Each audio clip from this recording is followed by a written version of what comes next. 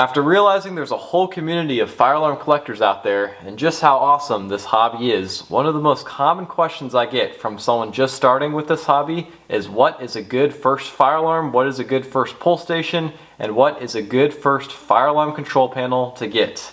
Well, look no further, I'm going to answer all of that and more in this video. When it comes to buying a fire alarm device for the very first time, I always recommend to get an alarm that sparks your interest. What alarms are most interesting to you when you see them on YouTube?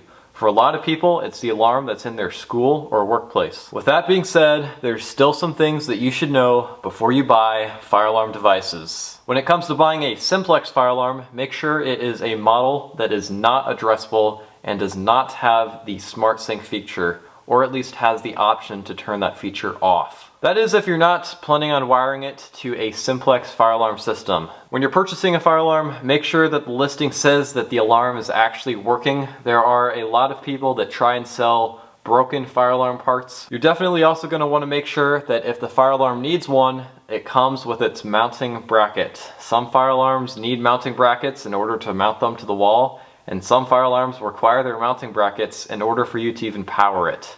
So make sure that it does indeed come with its mounting bracket. Make sure that the voltage rating on the fire alarm is indeed the voltage that you are looking for. A lot of fire alarm control panels put out around 24 volts DC for their notification appliance circuits. So generally, I always try and buy fire alarms that are rated for 24 volts DC. When it comes to fire alarm pull stations, similar to simplex fire alarms, if you're wiring it to your conventional fire alarm control panel or just for hobby use, you're generally going to want to make sure that you're buying a conventional fire alarm pull station. Addressable fire alarm pull stations will normally have a large module in the back, and you can convert them to conventional if you need to. However, it's always just easier to buy a conventional fire alarm pull station. When it comes to pull stations, they all have a locking mechanism of some sort. Some of them only require a flathead screwdriver in order to reset them. Others require a key. If the pull station requires a key, you're definitely going to want to make sure that you have the key, or that the listing comes with the key,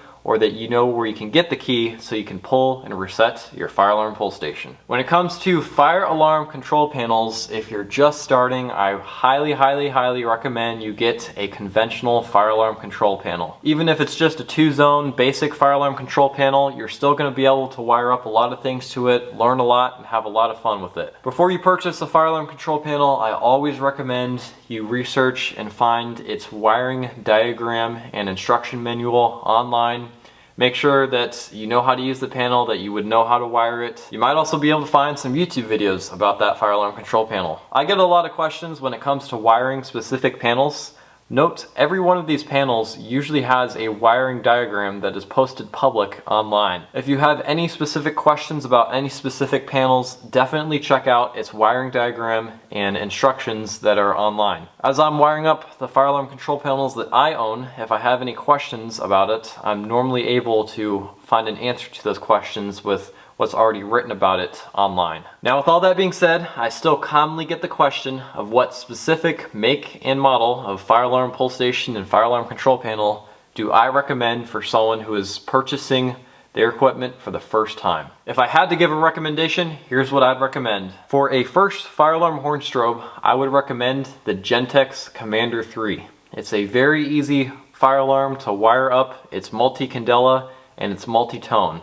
So there's a lot of different tones you can play around with, and one of the tones is a quiet chime setting. The chime setting is really nice because you can use it in an apartment setting or a family setting or just anywhere where you don't want a crazy loud alarm and you don't want people thinking that there's an actual fire. But if you don't want that, well, you can change it to its horn settings. It's a really cool alarm. For a first fire alarm pull station, I would have to recommend the Fire-Lite BG12 or the BG12L. It's a very common fire alarm pull station, very easy to use and very easy to wire up, and just all around, it's a great pull station. The BG12 was also my first fire alarm pull station. For a first conventional fire alarm control panel, I would have to recommend the Fire-Lite MS2 or the MS4.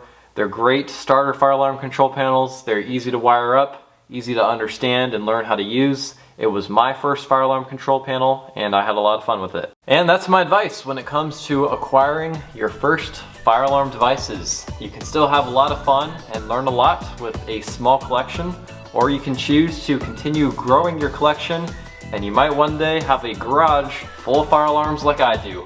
Thank you for watching this video. Rate, comment, and subscribe, and have a great day, everyone.